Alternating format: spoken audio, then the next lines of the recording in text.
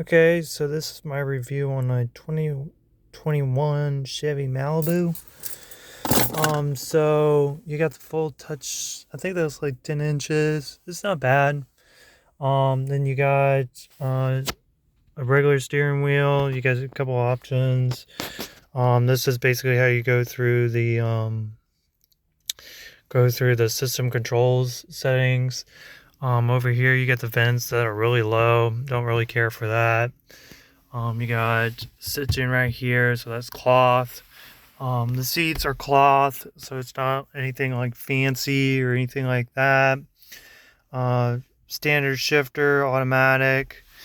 Glove compartment or the glove box.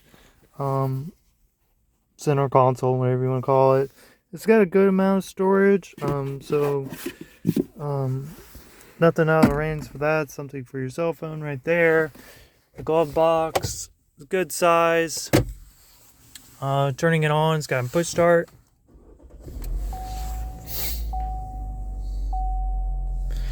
As you can tell. So normally these get about 500 in range, if that helps. As you can tell, you coming over here. See, this is how you scroll through their system.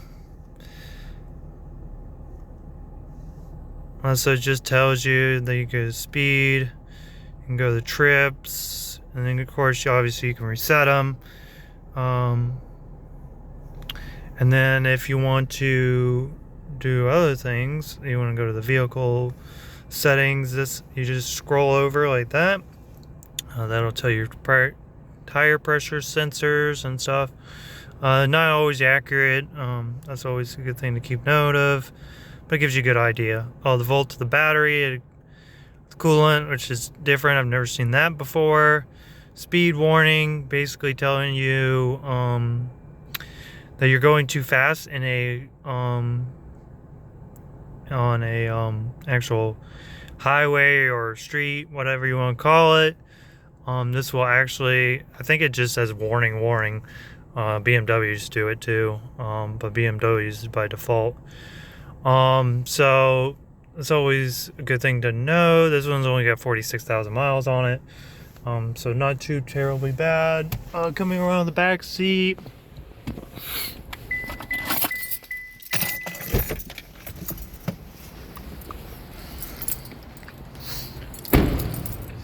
you got chrome wheels. I think those are 17 inches. And you got a good size back here. You got vents in the back. I think the seats in the back are actually more comfortable than the front seats. Of course, you got OnStar. You have to pay for the subscription, but it's kind of nice. The door, not too bad. So it's a good size room. You got sunroof. That's actually a sliding sunroof. And then you got the trunk. There's a little button here at the top that you can push to get it to go up. You just push that button, it's right there, and as long as you have the key on you, it'll automatically lift. Good size trunk. So it's pretty big for a modern car. It's insanely large, actually, compared to some of the other ones I've had.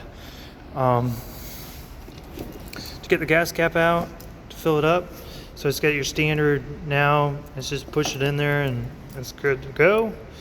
No cap or nothing. And if it takes something special, it'll tell you right there, which it doesn't, so it just takes regular. You have regular disc brakes, so nothing too fancy. Coming over to the headlights, these are LEDs, so nothing too fancy as far as the models. You got the fog lights up there at the bottom, and then so you can see them. So long as you have the key on you, you can just push it and it actually locks or unlocks. You got automatic lights.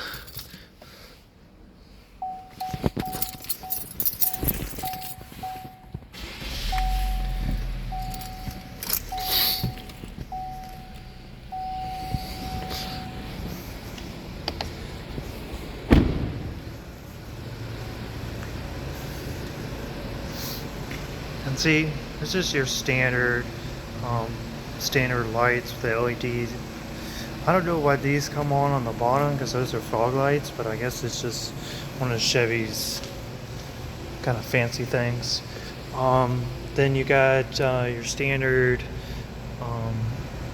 wiper blades.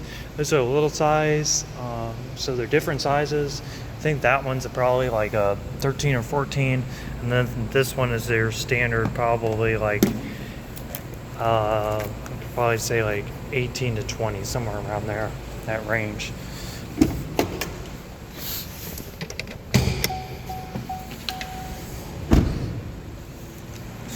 Okay, and to lift the hood, it's over here.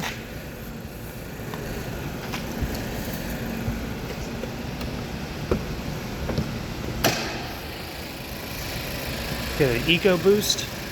Nothing too fancy neither. So it's not like, you got the battery terminal over there, obviously.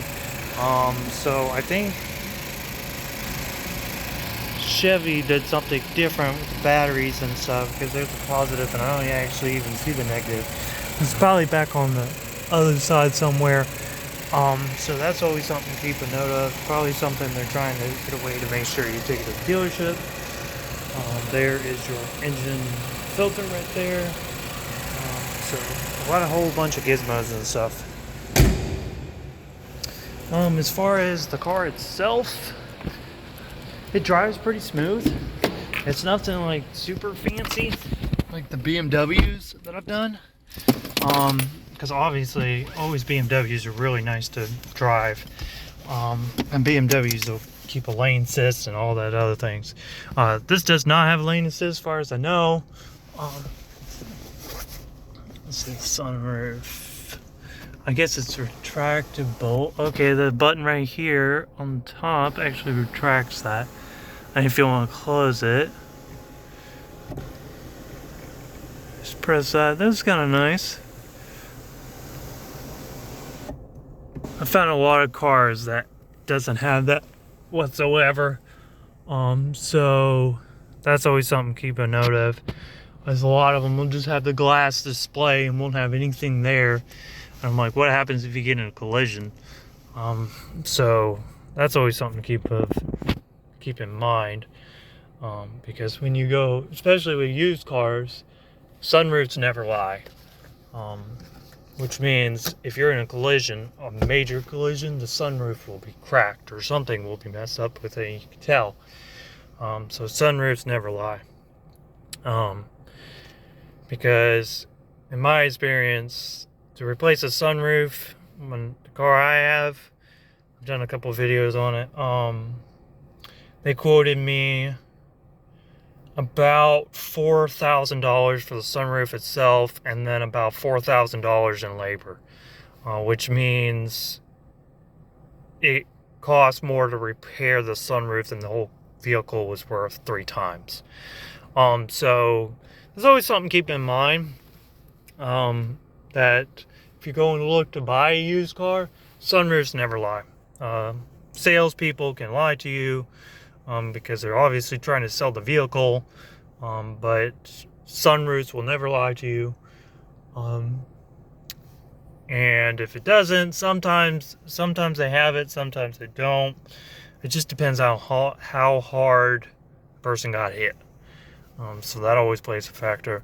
But this is a 2021 Chevy Malibu. So hopefully this helps. And as far as the radio controls, you got home, so you got your standard audio. This is pretty standard now with Chevy. Climate control over here, so you can adjust it up or down. But these switches kind of do the justice of, adjusting it, and then it does it automatically. You got it on both sides, so that, it's kind of nice. It's okay. It's nicer than the one I have, but then you got audio, so it's just kind of like repetitive. You got here, and then you got down here. So it's nice, but at the same time, it's like so many buttons that all do the same thing. So let's see, go into settings. You obviously got Wi-Fi, if you pay for it. Wi-Fi hotspot, you can, and then, you know, do your own thing in the car. I don't know how expensive that is, but I'm sure it's pretty expensive, because it's not, you know, it's anywhere and any place inside the vehicle. So if you're trying to change the options, here's options.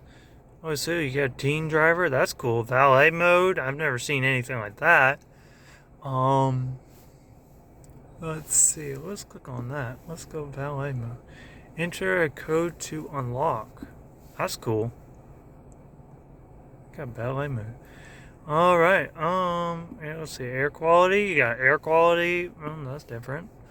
Drive up and buckle. Let's see. To prevent from shifting out of parking, the driver's passenger seats are not buckled. Oh, that's cool. You got a rear seat reminder. Basically telling you that your kid's in the back, just to remind you. Then you got different options. Oh, that doesn't have as much. You got teen driver. That's kind of cool. That Ford has that as well. So I kind of think they're late to that game. But always good to have. So that is my review of the Chevy Malibu. These cars are actually Chevy's getting away from them because people don't want them on the market. But I don't know why. Probably because they have problems.